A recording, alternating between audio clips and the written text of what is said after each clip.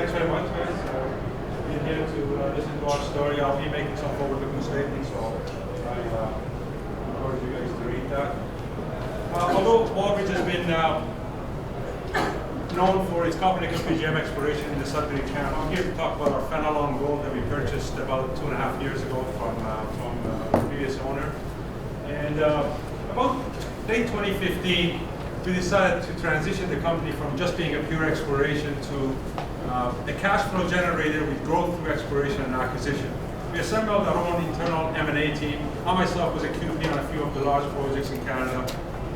We have some other operators and engineers on our team that have looked at it. We don't believe in anybody's NI 43-101. We essentially, once we pass the public information, we normally sign the NDA and review the raw data, try to see if it meets our acquisition criteria. Our acquisition criteria at the time, this is late 2015, early 2016, was it had to be less than 5 years to production. It had to be in Canada, outside of British Columbia, and the territories, partly because we wanted to meet the first criteria. And it had to be scalable. From our point of view, as a $5 million market cap at the time, we knew that if we wanted a high margin project in the right jurisdiction, if there were good regarded via a developer, somebody was trying to work on it. So as a result, we were looking at scalability. The Fenelon project came across our radar. It was owned by Balmoral. Balmoral was looking for a D2 type deposit on the Martiniere, east of D2 on the Quebec side. And in 2011, they had actually also stumbled on Grasset. So really, this became a non-core asset to them. We reviewed the project through the due diligence our guys looked at. Although it has 40,000 ounces, it was a very small deposit. But out of the 65,000 meters that was drilled on the property, 53,000 of it was within 100 meter by 100 meter down to 125 meter depth. But anywhere else that was drilling on the property, it actually intersected good mineralization. I'll go through some of that later. But essentially, it fit the criteria of being in Quebec, in the right camp, underexplored, and being able to easily be put into production in less than 5 years. So since then, obviously, we've had a successful exploration programs in 2017 and 2018. This year, we're going to be doing about 70 to 80,000 meters of drilling, and I'll be talking about some of the new discovery that we have, which is basically the inflection point of the company from initially thinking that this was only a 600 to 800,000 ounce target down to 800 meters today, has the potential for multi-million ounce exploration target. Next year's program is planned to come up with at the end of next year, to come up with a resource. We have a 100 to 120,000 meter drilling program. Today we have about $15 million in the treasury. We have our 2019 program fully funded and well into the 2020. More important is the fact that our successful exploration to date has actually attracted some of the investors like Eric Sprott and William Day Construction. And last year we did a mock sample on the main Gabo zone. We actually generated about 35,000 tons of 18.5 gram a ton. So we've also put a lot of infrastructure trying to de-risk this project. We needed to go underground, do this bulk mining to understand whether these high grades actually do join together, so we don't have similar past stories that have failed. Today, we're market cap to about 150 to 160 million dollars. Our shares trading on the TSX and as a ticker of WM. As I mentioned, we've since the purchase of the property, we've actually created value for our shareholders, even though our number of shares outstanding is reaching around 500 million shares. The management team that we've put together since the 2011, I joined the company, and since then we've assembled a team of engineers, operators, and finance groups in our directors as well as management. We also operated a project in Sudbury between 2014 and 15. We wanted to demonstrate to ourselves and also to the market that we can also successfully operate a project. 2014 and 15 was a hell of a time for junior companies to raise money. We actually managed to generate some free cash flow, but more importantly, got the experience under our belt to be able to go and talk to people about their non-core assets. So a bit about Fenelon. Fenelon is what, as the crow flies, about 65 kilometers east of Detour on the Sunday Lake Break. This is a very underexplored belt, partly because, I'm familiar. I lived in Timmins camp. I had a lot of offices in the Quebec camp. Most of the finds were when the geologists kicked the moss and found gold. Here you got about 20 or 30 meters of overburden. It wasn't really until the late 90s where the exploration was through geophysics. And most people were actually looking for the VMS type deposits because of the presence of the South Bay mine and the Matagami camp. So it really was a lot of the drilling that for VMS that showed these gold mineralization that attracted others to go in there in the past.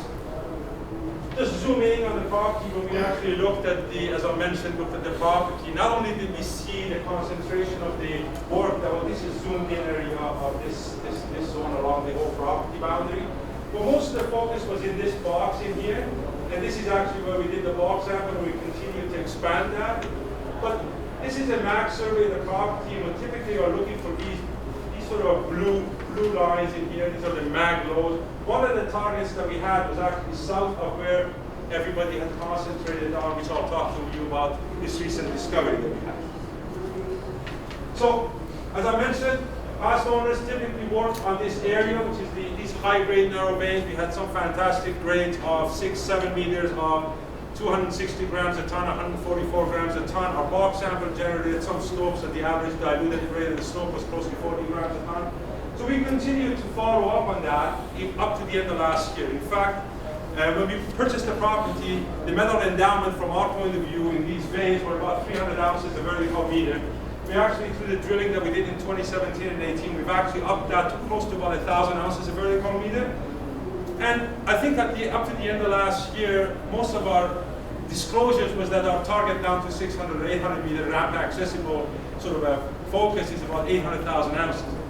Although for a junior company who just purchased the property was great, but from a point of view of investors on Bay Street, they looked at it and said, so whoop-de-doo. So it wasn't really till end of last year. I remember it was December 22nd. We were actually drilling to follow up on the Gabbro zones down to the Tabasco area. This hole 51 was actually planned to be a 600 meter hole. December 22nd, the guys asked me, I actually asked the VP of exploration, hey, listen, we want to check that target to the south because there is not enough time for this drill to move to the next. The typical story of a new find. And the guys decided to extend that hole no more than 30 meters past the original planned depth of the hole. We hit visible gold, and we went into mineralization for over 200 meters. Thus the naming of this area called Area 51 because of the hole 51. So it was really interesting for us because we saw that you really well had the same sort of a narrow, high-grade veins in here, but more importantly, in this area, in the sediments, you had these shear zones, and in this Jeremy Pluton, which is another intrusive, you had these high-grade veins basically sandwiched in the stockwork of mineralization. So you're not all of a sudden getting the kind of a, in the original or in the main Gabbro zone, you would have these kind of grades that were high grade, but they were distinct. They were like 2 meters to 6 meter wide, and then you had no grades, and then 10 meters over you have another one that we called in the pepper names. We had the Naga Viper and the Chipotle and all of those stuff. But then this Area 51 discovery has now the same type of a high grade, but actually over, because of the stockwork of mineralization, we now get 227 meters of 1.46 grams a ton. But within that, we still have close to 100 meters of 2.81, and even within that, we still have 11 meters of 16 grams a ton. So you have the optionality of looking at this from a resource point of view of a large underground bulk mining, say 10 to 15, 20 meter wide stopes of 4 to 5 grams a ton, or still the narrow high grade veins of anywhere between a meter to about 7 or 8 meters, which is what we experienced in the bulk sample. But more importantly, now we're also following up some of these near surface drill holes because of the fact that now the new holes that we're doing since these, in fact, we do drill holes of 6 to 7, 800 meters.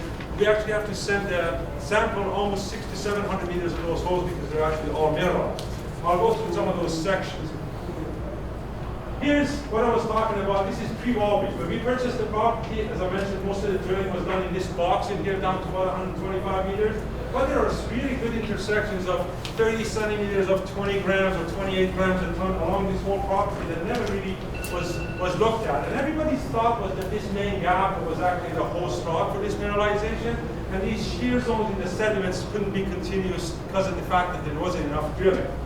This is what Wallbridge has done after the discovery. Not only did we expand the main Gabbro zone down to at least another couple of hundred meters or more laterally, bringing it originally what I said from 300 ounces to 1,000 ounces vertical meter. But this Area 51 discovery since March of this year, which we followed up on that hole 51, we've actually not only now extended some of these shear zones that are anywhere between 10 to 12 meter wide, roughly average grade of about 4 to 5 grams a ton.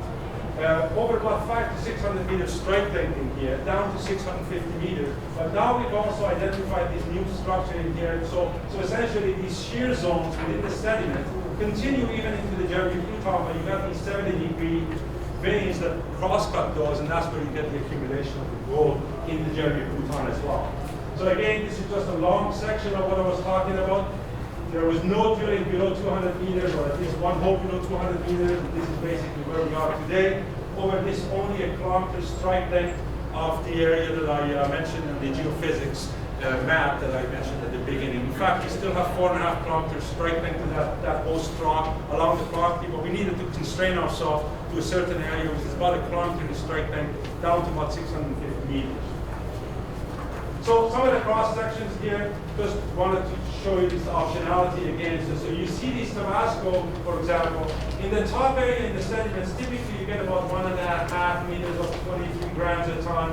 And then when you come back, as it gets deeper, and this Gabbro plunges to the south, and the Jeremy Pluton plunges to the north, we seem to be getting a bit of a inflection into the zones. But you get in a higher grade, you get 7 meters of 7 grams. We know that these are typically about 80 meter step outs. You get 27 meters of 6.7 grams a ton. This is another 150 meters over. We're doing these 80 meter step outs. And then you can see the same thing. You got about 1.2 meters of 16 grams a ton. But as it gets deeper, you get 11 meters of 5.75, another 11 meters of 5.5. And some of these, we're still waiting for assays. To be honest with you, we've drilled close to about 48,000 meters as of yesterday, and we've only been able to release less than 20,000 meters of that, partly because of the fact that I was mentioning to you that sometimes these holes, you get the entire length of the hole in mineralization. And the assay lab, the way it works is we make these batches every day that they drill. At the end of the second or third day, you send these batches, but because of the QA/QC, it might be over a 3-week period that you send these the entire rock samples of this hole and the other 4 drills. So by the time the assay lab comes back with the results, it's actually a few weeks. So we've actually been talking to them. We hope that within the next 2 weeks we'll be able to streamline. You're going to get a slug of our results coming in. And some of these results we're looking forward to, partly because of the fact that we see, as we undercut these holes into the Jeremy Pluton, we see the concentration of the gold getting stronger. And in the sediment, we see the concentration of the gold getting more endowed into a larger, thicker area. This is again another section. We haven't really seen a whole lot of drilling in here. There's only 2 holes, but you can see this in the Jeremy Pluton, the concentration of some of these gold. So be on the lookout for a lot of the press releases coming out, hopefully starting next week or the week after, and continuously as frequent as we can get them when we get it from the lab. What was more important in here is actually, I wanted to go back to this plan view, because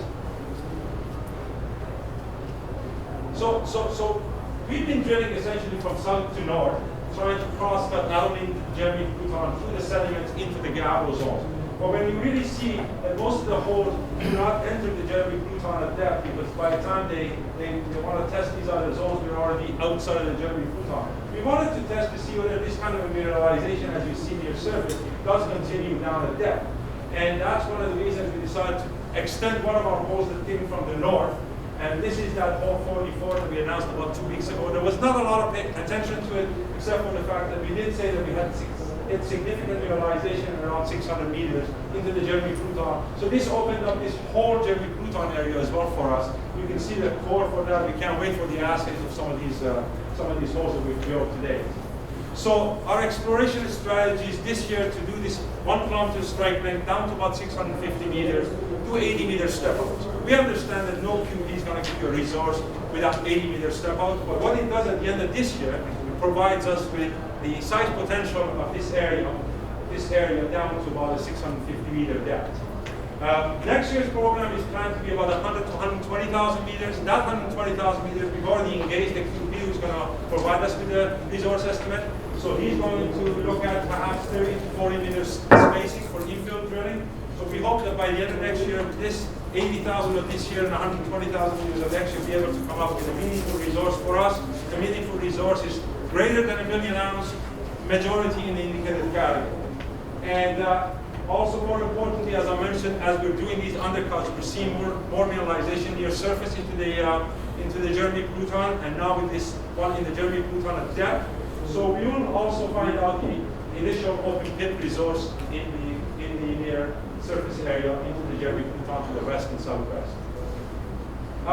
More on top of all of that, we understood that when we did the bulk sample, we spent about close to $30 million. We returned about $30 million, but what that bulk sample for us provided was an infrastructure on surface. We have a water treatment, we have a shop, the office facilities. About 5 kilometers from the site, we put an 80% brand new, 80% new camp.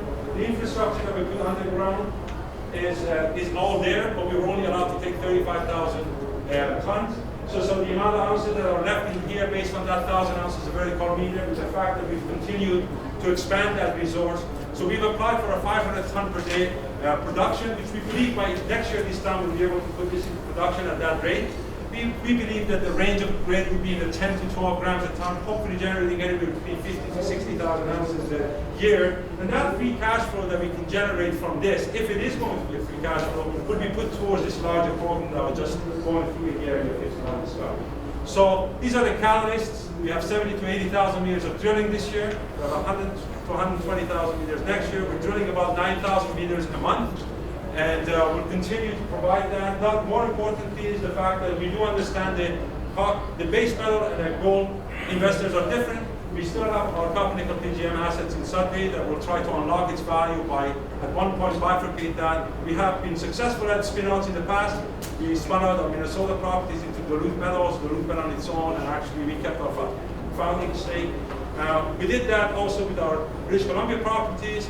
It was 2011, Milestone was not as successful as Duluth, but we do understand that when we send, it's like sending your kids away, you want to make sure they don't come back for money. So what we're trying to do is before we do that, before we bifurcate it, that it can stand on its own. Thank you very much. If there's any questions, I can answer. Yes? Is the permit for 500 tons a day, is that based on a daily or monthly?